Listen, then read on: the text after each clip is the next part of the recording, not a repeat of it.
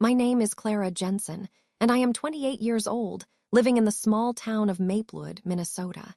Here, everyone knows everyone, and the community is tightly knit. I work at Greystone Marketing Agency, a place that could be described as the heart of Maplewood's business landscape. Greystone is not just a job to me, it is a refuge and place of aspiration. I may seem like an average young woman with my brown hair that often slips from its ponytail and my casual clothing, but my determination and ambition set me apart. I have always been known for my strong work ethic and creativity, earning the respect of my colleagues and even the affection of my boss, Mr. Green. Little did I know that everything I valued there was about to be shattered. It all started one fateful meeting that changed everything. We were discussing our new campaign for a significant client's upcoming product launch. Everyone contributed ideas, but I noticed how one particular coworker, Amanda, who had a penchant for feigning camaraderie, was subtly undermining my suggestions. I dismissed it at first, chalking it up to workplace dynamics. Yet each undermining remark from her felt like a stab to my ambition, and I became increasingly aware of her ruthless desire to climb the corporate ladder. As the tensions increased in our team, a crucial email with my design and proposals vanished from my inbox. After long hours of effort, the moment I had been waiting for suddenly seemed impossible to grasp. I could see Amanda smiling smugly across the conference table. I decided I could not just let this go. I put on my armor of resolve, determined to reclaim my position.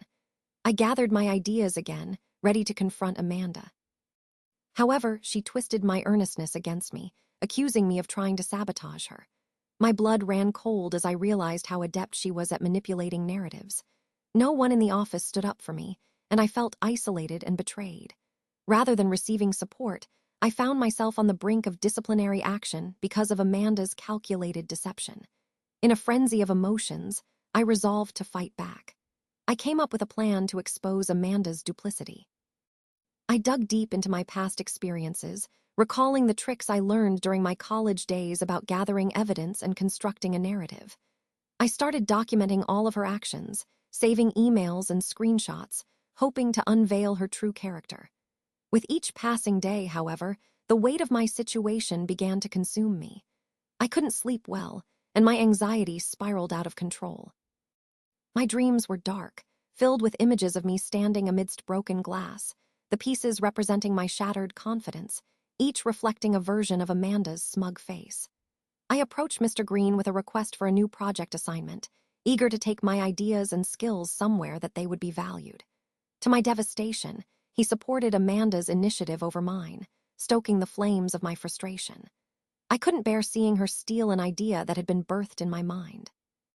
I tried one more attempt to talk to him, but he told me I needed to work better with the team.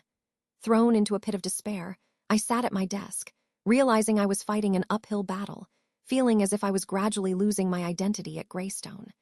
Determined to succeed, I dug deeper into gathering evidence, but each failed attempt only fueled my anger and helplessness. Things escalated when Amanda publicly dismissed my work during a presentation, claiming it lacked direction. The words struck like daggers, fueling the simmering fire of vengeance within me. I was at an all-time low. My efforts had driven me to the brink of quitting, and I could see no path forward. I felt humiliated and small in a place where I had once held my head high, my ideas representing my future. It was then that I made the decision to harness that humiliation into strength. I realized that I could flip the narrative. I started to plot my revenge. The first step of my master plan was to build a secret coalition. I reached out to a couple of my coworkers who had been on the receiving end of Amanda's sharp tongue.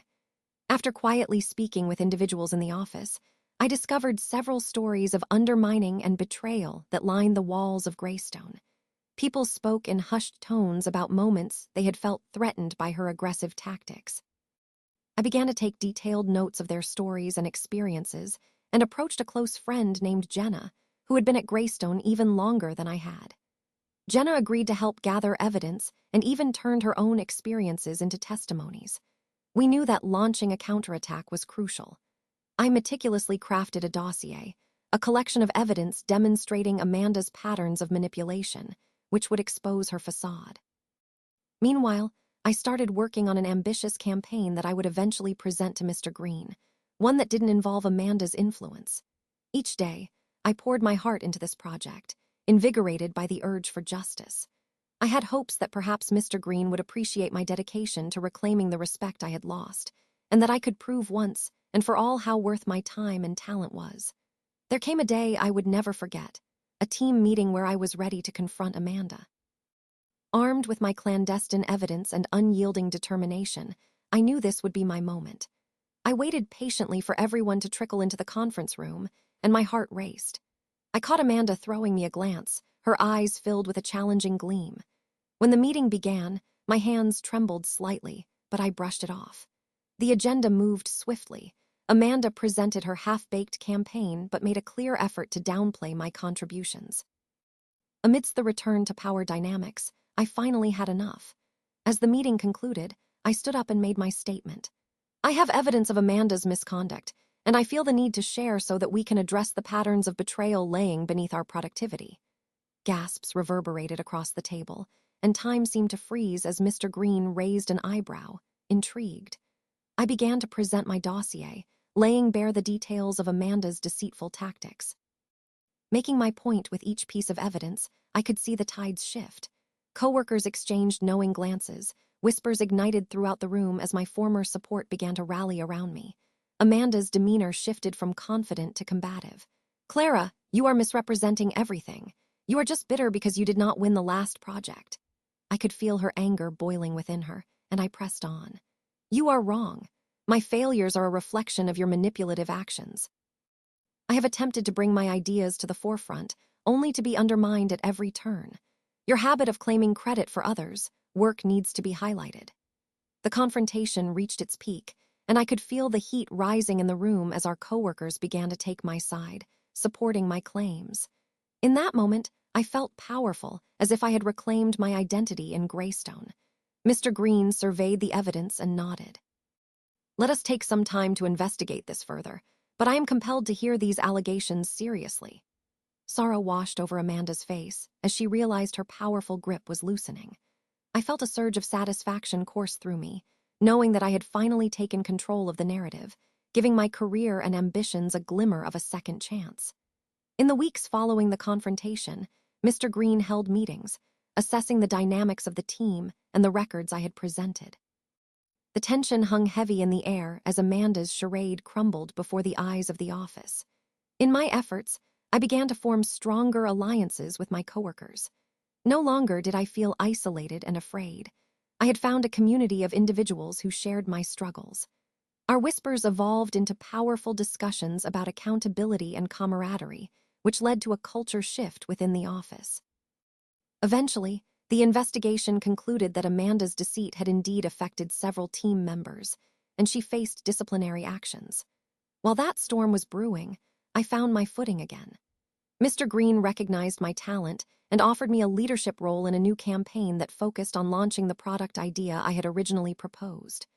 With Jenna by my side as a vital ally, I poured my heart into the project, rejuvenating my passion for marketing. Months passed, and with the new team forming to launch our campaign, I realized that the trials I had faced had turned into lessons in resilience and accountability. The once naive Clara had emerged as a force to be reckoned with. My self-worth was no longer tied to Amanda's opinions or the challenges I faced in the office. With every line I wrote, every collaboration I fostered, I began to construct an indisputable identity. That evening, as I sat in an empty office preparing my final presentation for the launch, I could not shake the feeling of triumph washing over me. Clara Jensen, the once meek and unappreciated member of the Greystone team, had risen, rebirthed through the fires of revenge and justice. And as my colleagues and I celebrated on launch day, I looked back knowing that sometimes it is not about seeking revenge, but understanding the power of your own voice. Maplewood felt different now, like the air had been cleared and replaced with the essence of new beginnings.